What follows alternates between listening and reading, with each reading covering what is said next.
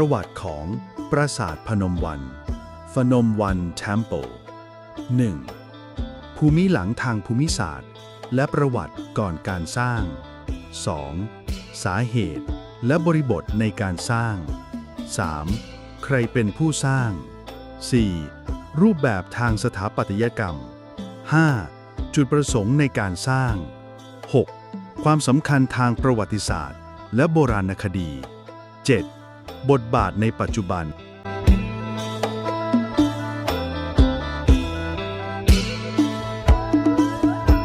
ภูมิหลังทางภูมิศาสตร์และประวัติก่อนการสร้างปราสาทพนมวันทำเลที่ตั้งจุดยุทธศาสตร์บนเส้นทางโบราณปราสาทพนมวันตั้งอยู่ที่บ้านมะค่าตำบลบ้านโพอำเภอเมืองจังหวัดนครราชสีมาเป็นพื้นที่ในตอนกลางของจังหวัดนครราชสีมาซึ่งมีความสำคัญทางประวัติศาสตร์อย่างยิ่งเพราะตั้งอยู่ใกล้เส้นทางการเดินทางระหว่างเมืองพระนครนครวัดนครธมในกัมพูชาโบราณกับแคว้นอีสานตอนล่างของไทยในปัจจุบันเส้นทางนี้เชื่อมโยงศูนย์กลางอำนาจของจักรวรรดิขอมกับเมืองหน้าด่านและชุมชนในเขตแดนตะวันออกเฉียงเหนือในสมัยโบราณเส้นทางนี้อาจใช้เป็นทั้งทางการทูตการค้าและการศาสนาพื้นที่ตรงนี้จึงมีคุณสมบัติที่เหมาะสมในการสร้างศาสนสถานศูนย์กลางที่แสดงอำนาจและความศักดิ์สิทธิ์ของรัฐภูมิประเทศราบสูงอีสานตอนล่างที่อุดมสมบูรณ์ภูมิประเทศรอบๆปราสาทพนมวันเป็นส่วนหนึ่งของที่ราบสูงโคราชซึ่งเป็นลักษณะภูมิประเทศเฉพาะของภาคตะวันออกเฉียงเหนือดินบริเวณนี้แม้จะไม่อุดมสมบูรณ์เท่าพื้นที่ลุ่มภาคกลางแต่ก็มีความเหมาะสมสำหรับเพาะปลูกพื้นเมืองเช่นข้าวโพดมันสำปะหลังมีแหล่งน้ำสำคัญคือแม่น้ำมูลซึ่งไหลจากภาคเหนือของอีสานไปทางตะวันออกสู่แม่น้ำโขงแม่น้ำมูลเป็นทั้งแหล่งน้ำธรรมชาติและเส้นทางคมนาคมทางน้ำตั้งแต่ยุคก่อนประวัติศาสตร์ความใกล้แม่น้ำมูลทำให้ชุมชนโบราณสามารถดำรงชีวิตได้อย่างมั่นคงและมีการตั้งถิ่นฐานถาวรภูมิรัฐศาสตร์เขตเชื่อมต่ออารยธรรมขอมกับอีสานก่อนการสร้างปราสาทพนมวันพื้นที่นี้อาจเป็นเขตที่อยู่ภายใต้อิทธิพลทางการเมืองวัฒนธรรมและศาสนาของอาณาจักรขอมหรือคาเมลเอ็มไพร์หลักฐานจากการขุดค้นพบว่าบริเวณนี้เคยมีการตั้งถิ่นฐานมาตั้งแต่ยุคก่อนประวัติศาสตร์เช่นเศษภาชนะดินเผาเครื่องมือหินเป็นต้นมีร่องรอยการเข้ามาจัดระเบียบทางศาสนาเช่นสร้างศูนย์ประกอบพิธีกรรมก่อนจะพัฒนาเป็นศาสนสถานหินการสร้างปราสาทหินในพื้นที่ชายขอบนี้เป็นการแสดงถึงนโยบายควบคุมและรวมศูนย์อำนาจของราชสำนักขอมผ่านศาสนาพื้นฐานของชุมชนก่อนการสร้างปราสาทก่อนหน้าการสร้างปราสาทพนมวันคาดว่าพื้นที่นี้มีลักษณะเป็นชุมชนเกษตรกรรมแบบพื้นบ้านที่มีการเพาะปลูกพืชท้องถิ่นมีความเชื่อแบบผีเทวดาบรรพบุรุษก่อนที่อิทธิพลของศาสนาพราหมณ์และพุทธจะเข้ามาเมื่อขอมมีอิทธิพลจึงมีการปรับรูปแบบความเชื่อและก่อสร้างศาสนสถานแบบหินตามแบบศาสนาพราหมณ์ฮินดูชุมชนเหล่านี้เป็นฐานแรงงานในการสร้างปราสาทและกลายเป็นผู้ใช้พื้นที่ในการประกอบพิธีกรรมศาสนาในภายหลังภูมิหลังในระดับภูมิภาคเป็นส่วนหนึ่งของเครือข่ายศาสนสถานของขอมในอีสานเช่นปราสาทหินพิมายนครราชสีมาปราสาทตามเมืองธมศรีสะเกษปราสาทเมืองต่ำบุรีรัมย์แสดงถึงการจัดวางโครงข่ายทางศาสนาและการปกครองอย่างเป็นระบบเพื่อควบคุมพื้นที่ผ่านความศักดิ์สิทธิ์ของศาสนสถาน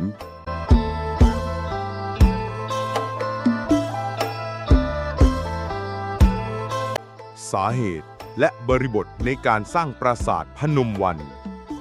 จุดเริ่มต้นจากศาสนาฮินดูลัทธิไสยวนิกาย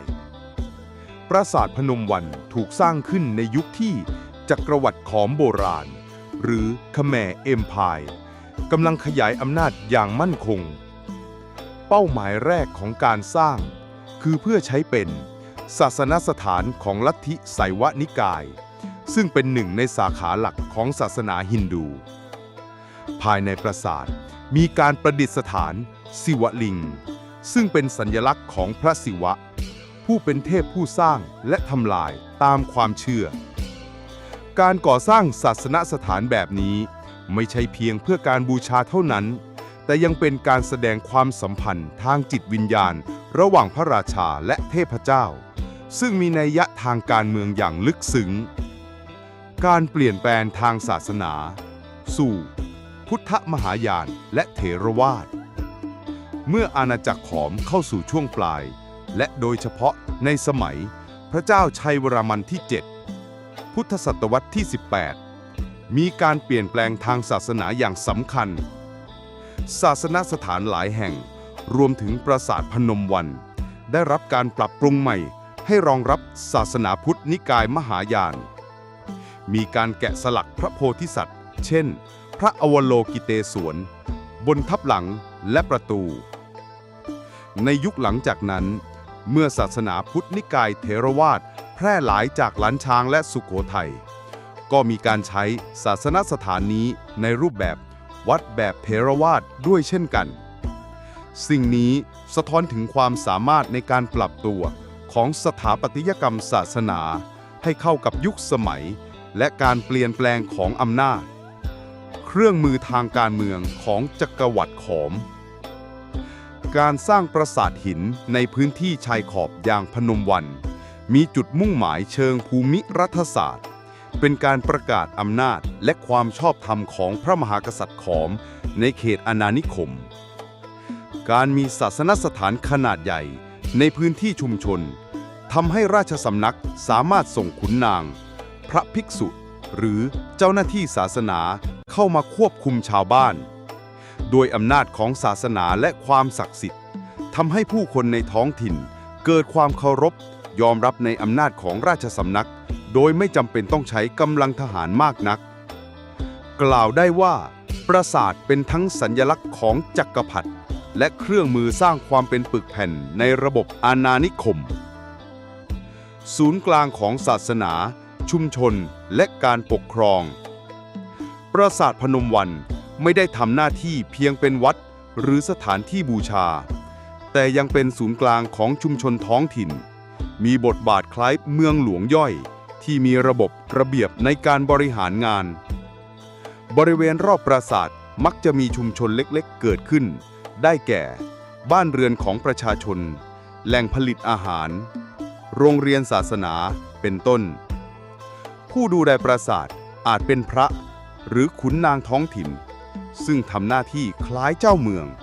จึงทำให้ปราสาทกลายเป็นจุดศูนย์รวมของอำนาจทั้งทางโลกและทางธรรมในพื้นที่รอบข้าง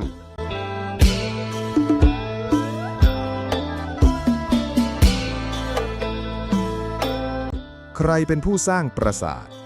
ไม่ระบุชื่อในจารึกโดยตรง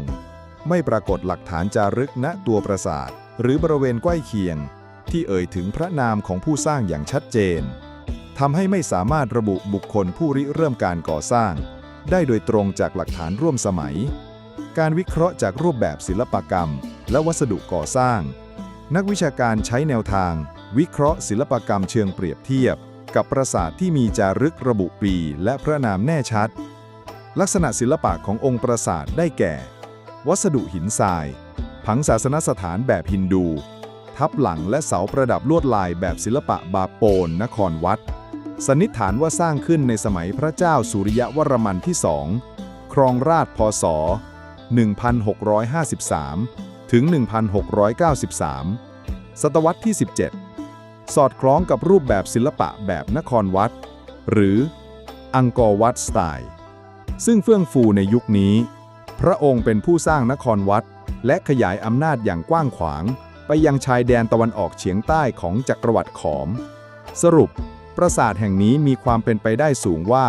เริ่มสร้างขึ้นในรัชสมัยของพระเจ้าสุริยวรมันที่2เพื่อเป็นศาสนสถานฮินดูตามแนวชายแดนของจักรวรรดิขอม การต่อเติมภายหลัง สมัย พระเจ้าชัยวรมันที่ 7 ครองราชย์พ.ศ. 1724 ถึง 1763 ศตวรรษที่ 18 พระองค์เป็นกษัตริย์ที่เปลี่ยนศาสนาประจำราชสำนักเป็นพุทธมหายาน มีลักษณะสำคัญคือ เปลี่ยนปราสาทฮินดูให้ใช้ในพิธีพุทธศาสนา เติมศิลปะแบบบายอนเช่น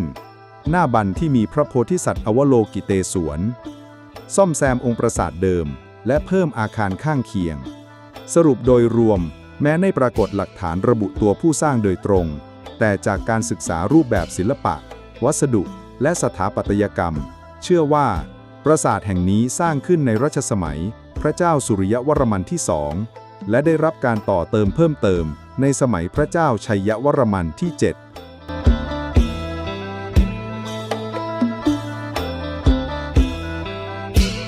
รูปแบบทางสถาปัตยกรรมเป็นปราสาทหินแบบขอมบายอนแต่มีการผสมผสานของศิลปะบาบวนในช่วงแรกผังปราสาทเป็นรูปสี่เหลี่ยมผืนผ้ามีปรางประธานอยู่ตรงกลางล้อมรอบด้วยปรางบริวารกำแพงแก้วและคูน้ำใช้หินทรายและศิลาแรงเป็นวัสดุหลักในการก่อสร้างมีบรรณาลัยหรือห้องสมุดศาสนาและซุ้มประตูสี่ทิศภายในปราสาทมีทับหลังนาคลวดลายเทพพาหนะพระศิวะพระวิษณุและพระโพธิสัตว์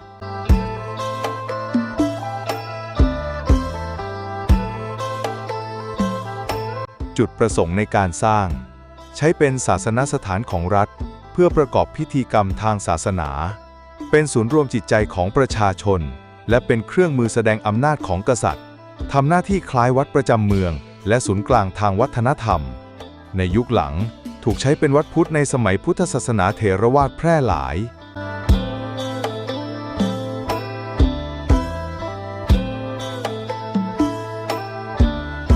ความสำคัญทางประวัติศาสตร์และโบราณคดีเป็นหนึ่งในปราสาทหินขนาดใหญ่ที่สุดของภาคอีสาน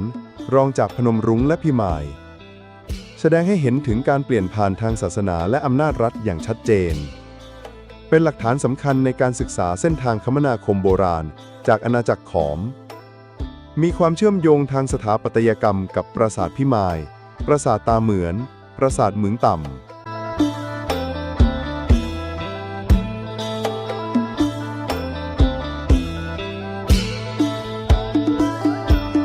มดบานในปัจจุบันได้รับการบูรณะโดยกรมศิลปากร